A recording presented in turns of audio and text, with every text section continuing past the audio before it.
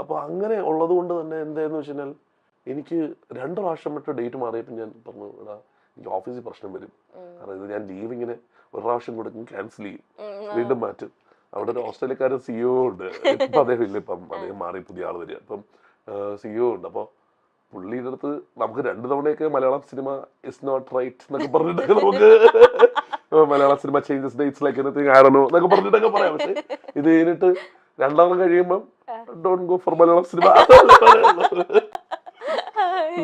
ഇപ്പം ജോജു ചേട്ടനായിട്ടുള്ള ഫ്രണ്ട്ഷിപ്പ് നിങ്ങൾ സെവൻസ് തുടങ്ങിയപ്പോഴത്തെ തൊട്ടുള്ള അതിന് മുമ്പേ ഉണ്ട്. പക്ഷെ സെവൻസ് ആണ് ഒരുപക്ഷെ എനിക്ക് ഞാനും ജോജു അടുക്കുന്നതിന്റെ കാരണം. അത് ജോജുവിന്റെ ആ കാലഘട്ടത്തിൽ ഞാൻ ശരിക്കും പറഞ്ഞു, ഞാൻ പറഞ്ഞ നമ്മൾ ഈ പറഞ്ഞ പോലെയാണ്, ഈ പറഞ്ഞ പോലെ ലൈഫ് ഇസ് ബ്യൂട്ടിഫുൾ തൊട്ടുള്ള ഒരു വളർച്ച ഉള്ളതുകൊണ്ട് തന്നെ ഈ സിനിമയില് നമ്മൾ ഹൈറാർക്കി ഇല്ല എന്ന് എത്ര പറഞ്ഞാലും ഹൈറാർക്കി ഉള്ള ഒരു സ്ഥലമാണ്.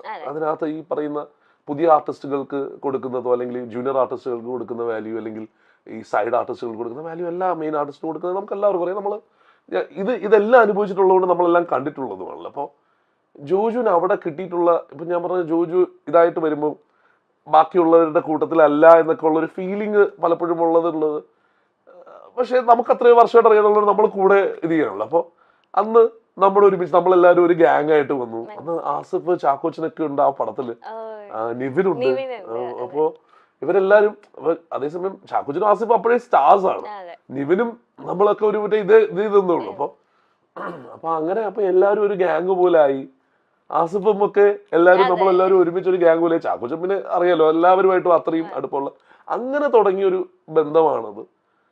ഈ അപ്സ് ആൻഡ് ഡൗൺസിൽ കൂടെ ഉണ്ടാകുമ്പോഴാണ് നമുക്ക് സൗഹൃദം എന്ന് പറയുന്ന സംഭവം ഉള്ളത് ശരിക്കും ഏറ്റവും കൂടുതൽ. അത് ഞാൻ ഈ പലപ്പോഴും ഈ പറഞ്ഞ എല്ലാവരിലും കണ്ടിട്ടുള്ളതാണ്. ഈ ഞാൻ പറഞ്ഞ ടൊവിയുടെ ആയാലും മഞ്ജുച്ചിയുടെ കാര്യത്തിലായാലും ചാക്കോച്ചിന്റെ കാര്യത്തിലാണെങ്കിലും ഒക്കെ ആ ഒരു സംഭവം എടുത്തു പറയണം. നീരജ് ഒക്കെ അങ്ങനത്തെ ഒരു സൗഹൃദമുള്ള ആൾക്കാരാണ്. ഇപ്പം നാട്ടില് അന്നത്തെ ടൈമില് ഇപ്പൊ പപ്പ പോലീസ് സർവീസിലായതുകൊണ്ട് തന്നെ ഒരു ഗവൺമെന്റ് സീറ്റ് ഉറപ്പാണ്. അതെ, ലീവ് എടുത്ത് ദുബായിക്കാര് എന്തുണ്ട് ഇപ്പത്തെ എല്ലാരും എങ്ങനെങ്കിലും PSC എഴുതി ഒരു ഗവൺമെന്റ് ജോലി കിട്ടാൻ വേണ്ടി കാത്തിരിക്കുന്ന ഒരു കാലഘട്ടം. മനസ്സിലാവാൻ സമയം. ഞാൻ ആദ്യം ഇത് എടുത്ത് പോകുമ്പോ ഞാൻ ലീവ് എടുത്ത് പോകുന്നു, ഞാൻ അവിടെ എത്തിയിട്ട് ശരിക്കും എനിക്ക് ഷാബുമായിട്ട് നമ്മുടെ അവിടുത്തെ ന്യൂസ് പ്രസന്റ് പറഞ്ഞു വെച്ചാൽ, എടാ നീ ചെയ്യണ ക്രൂരത, കാരണം വേറൊരാളുടെ പോസ്റ്റ് ആണ്, ലീവ് വേക്കൻസിയിൽ പോസ്റ്റ് ചെയ്ത് കഴിഞ്ഞാലും ഇത് ഇല്ല എന്ന് പറഞ്ഞു. അപ്പൊ ഞാൻ രണ്ടാമത് വന്നിട്ട് റിന്യൂ ചെയ്യാനായിട്ട് അമ്മയ്ക്ക് ഇത് ഇട്ട് കൊടുക്കാൻ പറ്റില്ലല്ലോ, അച്ഛന്റെ പേര് കിട്ടിയ ജോലിയല്ലേ. അപ്പൊ അമ്മ പറയല്ലോ മക്കളെ അതെന്തിനാ അച്ഛന്റെ പേര് കിട്ടിയ ജോലിയല്ലേ. അപ്പൊ ഞാൻ അമ്മയടുത്ത് പറഞ്ഞ അമ്മ പോയി ഇരിക്കും ജോലിക്ക്, കാരണം എനിക്ക് ഒരു ഡെസ്ക് ജോബ് ചെയ്യാൻ പറ്റുന്ന എനിക്ക് തോന്നിയിട്ടില്ല. അപ്പൊ അങ്ങനെ ഇത് ചെയ്തിട്ട് രണ്ടാമത് വന്നപ്പോ നമ്മൾ എഴുതി കൊടുത്തു, നമുക്കിനി ഇത് വേണ്ട, അതായത് ഞാൻ ഇതിന്ന് മാറുകയാണെന്ന് പറഞ്ഞിട്ട് എഴുതി കൊടുത്തു. കാരണം അതിനകത്ത് പിന്നെ വേറെ ഒന്നും കിട്ടാനൊന്നുമില്ല. അല്ലെങ്കിൽ നമ്മൾ അവിടെ പോയി ജോലി ചെയ്ത് എത്രയോ ദിവസം നിന്നാൽ മാത്രമേ പെൻഷൻ പോലും കിട്ടുള്ളൂ.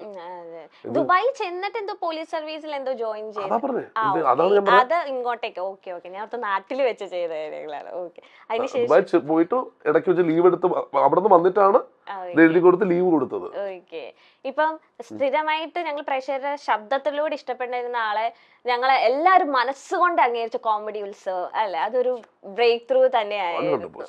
എന്താ പറയാ, അത്രയും നാളത്തെ ഒരു ആങ്കർ എന്നൊരു പാറ്റേൺ മാറി, സംസാര രീതി വേറെ ഡിഫറെന്റ് ആയിട്ട്, ഇൻക്ലൂഡിങ് കോസ്റ്റ്യൂം ഓൾസോ. നമ്മളെല്ലാരും ഇപ്പൊ എനിക്കൊക്കെ ടെലിവിഷൻ ഹോസ്റ്റ് ആകണം എന്നൊക്കെ എനിക്ക് പണ്ട് ഭയങ്കര ആഗ്രഹമായിരുന്നു.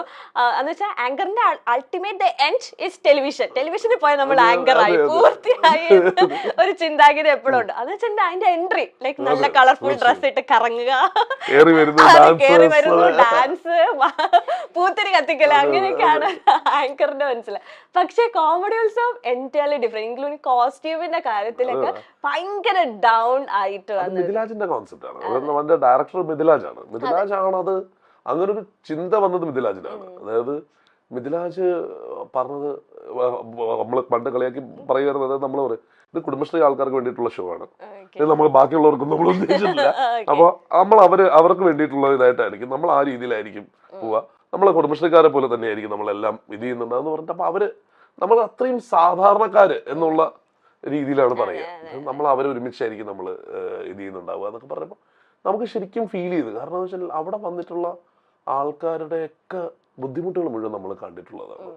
അപ്പൊ അവരുടെ അടുത്ത് നമ്മളിപ്പം കോട്ടൊക്കെ ഇട്ട് നിന്നാൽ അവർക്ക് തന്നെ ഒരുമാതിരി ഇത് വരും.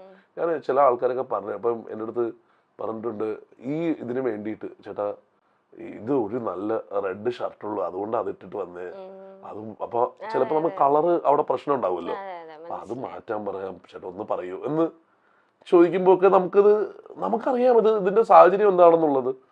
ചിലർ ഞാൻ പറഞ്ഞ നമുക്ക് അറിയാത്ത ഒരു വിഭാഗം, നമുക്ക് അറിയാത്തതെന്ന് പറഞ്ഞാൽ നമ്മൾ ഒരുപക്ഷെ ഇഗ്നോർ ചെയ്ത നമ്മളല്ലെങ്കിൽ ഈ സാധനം നമ്മൾ കണ്ടിട്ടില്ലാത്തൊരു വിഭാഗം ഉണ്ടെന്ന് നമ്മൾ അറിയുന്ന ചില കാര്യങ്ങളുണ്ട്. അതായത് എൻ്റെ അടുത്ത് ഒരാൾ അവിടെ നിന്ന് നമ്മുടെ ഇത് കഴിഞ്ഞിട്ട് പോയിട്ട് അവർ വളരെ സക്സസ്ഫുൾ ആയിട്ട് തിരിച്ചു വന്നപ്പം പറഞ്ഞു വെച്ചാൽ ചേട്ടാ ഇവിടെ നിന്ന് പോയതിനു ശേഷം ഞാൻ നല്ല അരിയിൽ ഭക്ഷണം കഴിക്കണേന്ന് പറഞ്ഞിട്ടുണ്ട്. അപ്പൊ അങ്ങനെയുള്ള ആൾക്കാരെ നമുക്ക് കൊണ്ടുവരാൻ കഴിഞ്ഞു. അങ്ങനെയുള്ള ആൾക്കാരെ പലരെയും കലാകാരന്മാരാക്കാൻ കഴിഞ്ഞുള്ളൂ. അതായത് കലാകാരന്മാരാക്കാൻ കഴിഞ്ഞു പറഞ്ഞാൽ അവര് കലാകാരന്മാരായിരുന്നു, അവർക്കൊരു മെയിൻ സ്ട്രീമും അവർക്കൊരു സ്റ്റേജും വരെ എത്തിക്കാൻ കഴിഞ്ഞു എന്നുള്ളതാണ് നമ്മുടെ കോമഡി ഉത്സവത്തിന്റെ ഏറ്റവും വലിയ മേന്മയായിട്ട് ഞാൻ കണക്കാക്കണേ. അതിന്റെ തന്നെ പ്രശ്നവും ഞാൻ അറിഞ്ഞിട്ടുള്ളത് കോവിഡിന്റെ ടൈമിലാണ്. കോവിഡിന്റെ ടൈമിൽ ഇവരെല്ലാം സാധാരണ ജോലി ചെയ്തിരുന്ന ആൾക്കാരാണ്. ഇവര് കലാകാരന്മാരെ ഇവർക്ക് നാട്ടിലൊരു വില വന്നു, അംഗീകാരം വന്നു കഴിഞ്ഞപ്പോ ഇവർക്ക് കോവിഡിന്റെ ടൈമില് ഇപ്പോ ടയർ ഇത് ചെയ്തിരുന്ന ആള് പിന്നീട് ഭയങ്കര പാട്ടുകാരനായപ്പോ തിരിച്ച് ആ ജോലിക്ക് പോലും പോകാൻ പറ്റില്ല.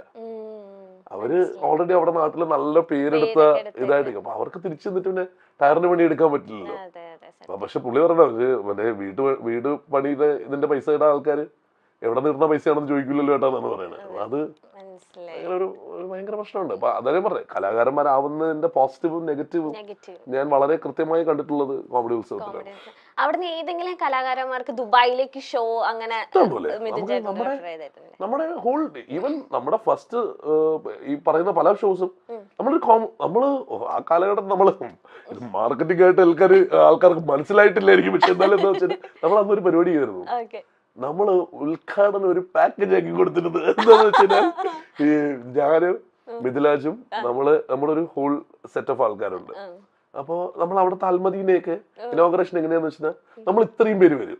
അപ്പൊ നമുക്ക് ബേസിക്കലി ഞാൻ അവിടെ ഉണ്ട്, ബാക്കിയുള്ളവർക്ക് ആർക്കും ബിസിനസ് ക്ലാസ് ടിക്കറ്റ് ഒന്നും കൊടുക്കണ്ടല്ലോ. നമ്മളിപ്പോ മറ്റേ സാധാരണക്കാരാണ്. അപ്പൊ അവരെല്ലാം വരുന്നത് ഇവരുടെ ഫസ്റ്റ് ഷോ ആയിരിക്കുന്നത്. അപ്പൊ ഇവരെല്ലാരെയും കൊണ്ടുവന്ന് നമ്മൾ ദുബായിൽ ഷോ ചെയ്യും. എന്നിട്ട് ഇവര് നിൽക്കുന്ന സമയം കൊണ്ട് തന്നെ നമ്മൾ അവിടുത്തെ അസോസിയേഷനുകളിലും ഇതിലൊക്കെ പറഞ്ഞിട്ട് ഇവർക്ക് എല്ലാവർക്കും ഒരു 3-4 ഷോ ആ സമയത്തുണ്ട്. അവിടെ ഒരുപാട് പേര് സഹായിച്ചിട്ടുണ്ട്. ഇപ്പോഴും ആ ആൾക്കാരെല്ലാവരോട്ടും ഞാൻ ഇൻ ടച്ചാണ്. അപ്പൊ അവരെല്ലാരും ഈ പറയുന്ന പോലെയാണ് ഇങ്ങനെയുള്ള കലാകാരന്മാരെ കൊണ്ടുവരാനൊരു മനസ്സുണ്ട്. ഞാൻ പറഞ്ഞത് നമുക്ക് ഫസ്റ്റ് ഷോസ് പലരുടെയും നമുക്ക് അവിടെ നടത്താൻ പറ്റിയിട്ടുണ്ട് എന്നുള്ളതിന്റെ ഭയങ്കര സന്തോഷമുള്ള കാര്യം. ഇപ്പൊ ഒരുപാട് പേരെ സഹായിച്ചിട്ടുണ്ടെന്ന് പറഞ്ഞുകൊണ്ട് ഞാൻ ചോദിക്കുകയാണ്, സഹായിച്ചവരുടെ സഹായിച്ചിട്ടുണ്ടെന്നില്ല അങ്ങനെയൊന്നുമില്ല. ഞാൻ സഹായിച്ചത് നമ്മൾ അതിന്റെ ഒരു കോഴ്സ് ഓഫ് ഇതിൽ വന്നതായിരുന്നു. ജോലികൾ ഇല്ലാത്തവർക്ക് ജോലികൾ മേടിച്ചു കൊടുക്കാൻ ശ്രമിക്കുകയും അതിൽ നിന്ന് കുറെ പണി കിട്ടുകയും ആര് ജോലിയില്ല ദുബായിലാണോ അത് അന്വേഷിക്കാനുള്ള ഒരു മനസ്സ് മിഥുൻ ചേട്ടനുണ്ടല്ലേ. ഇത് മിക്കവാറും ഈ പറഞ്ഞ പോലെയാണ് നമ്മൾ ഈ അറിയാവുന്ന ആളായതുകൊണ്ട് പലപ്പോഴും ആൾക്കാർ വന്നാൽ നമ്പർ തപ്പിയെടുത്ത് വിളിച്ചു കഴിഞ്ഞാൽ നമുക്ക് ആരെങ്കിലും പറയാലോ. മിക്കവാറും ഈ കൊടുത്തതെല്ലാം തിരിച്ചും പടിയായിട്ട് കിട്ടിയിട്ടുണ്ട് എന്നുള്ളത് വാസ്തവമാണ്. അത് പിന്നെ ഞാൻ പറഞ്ഞില്ലേ അത് ഓരോരുത്തരുടെ സാഹചര്യമല്ലേ, നമുക്കൊന്നും പറയാൻ പറ്റില്ലല്ലോ. ഞാൻ RTAയില് അവിടെ ഉള്ള ഒരു മറ്റേ ഈ പറഞ്ഞപ്പോ പെട്ടെന്ന് ഓർമ്മ വന്ന അനുഭവം പറയാം. ഈ ഒരാൾക്ക് ജോലി വാങ്ങിച്ചു കൊടുത്തു. അവിടെ RTAയില് നമ്മുടെ റോഡ്സ് ആൻഡ് ട്രാൻസ്പോർട്ട് അതോറിറ്റിയുടെ ഒരു സ്ഥാപനമാണ്, അവരുടെ ഒരു ടെസ്റ്റിംഗ് സെന്റർ. അപ്പം ഈ പുള്ളി വന്ന് എൻ്റെ അടുത്ത് പറഞ്ഞു വെച്ചാൽ ഇദ്ദേഹം എനിക്ക് തോന്നുന്നു ഒത്തിരി അദ്ദേഹത്തിന്റെ ഒരു എന്താ പറയുക ഇപ്പോഴും coming out of the closet ആവാത്ത ഒരു ഇതായിട്ടുള്ള ഒരാളാണ്.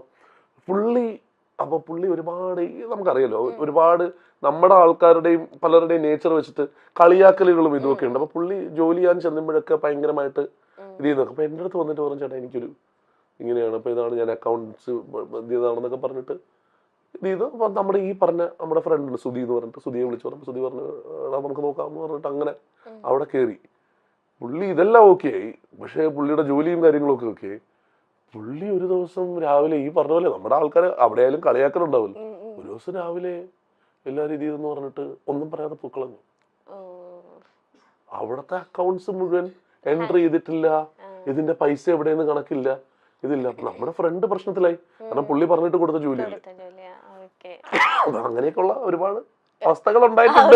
എല്ലാവർക്കും ഏറെ ഇഷ്ടമുള്ള പരിപാടിയായിരുന്നു ഏഷ്യാനെറ്റിൽ സംപ്രേക്ഷണം ചെയ്തിരുന്ന ബഡായി ബംഗ്ലാവ്. എന്നാൽ ബഡായി ബംഗ്ലാവിന് ഒരു സമയത്തിന് ശേഷം അവതാരകനിൽ മാറ്റം വന്നു. അതായത് ആദ്യം മുകേഷ്, രമേശ് പിഷാരടി, ബഡായി ആര്യ, പിന്നെ അമ്മായിയായി എത്തുന്ന കഥാപാത്രം, ഇവരായിരുന്നു ബഡായി ബംഗ്ലാവിന്റെ ഹൈലൈറ്റ് ആയിട്ടുണ്ടായിരുന്നത്. പിന്നീട് ആര്യ അതിൽ നിന്ന് മാറി, അതാണ് നമ്മൾ കണ്ടത്. ഒരു ഗ്യാപ്പ് വന്നിരുന്നു. ഇവരുടെ അസാധ്യ കോമഡി തന്നെയായിരുന്നു ആ സീരിയലിന്റെ അല്ലെങ്കിൽ ആ പ്രോഗ്രാമിന്റെ ഹൈലൈറ്റ്. എന്നാൽ പിന്നീട് മിഥുനും ഭാര്യയും ഈ പരമ്പരയിലേക്ക് എത്തി. മിഥുനും ലക്ഷ്മിയും എത്തിയതോടെ പരിപാടി വേറെ ലെവലിലേക്ക് വരികയായിരുന്നു. എന്നാൽ എന്തുകൊണ്ടാണ് പിന്നീട് മിഥുനും ലക്ഷ്മിയും അല്ലെങ്കിൽ മിഥുൻ ഈ പരിപാടിയിൽ നിന്ന് പിന്മാറിയത്? ദുബായിൽ സെറ്റിൽഡ് ആണ് മിഥുൻ. അതിനെക്കുറിച്ച് തുറന്നു പറയുകയാണ് താരം.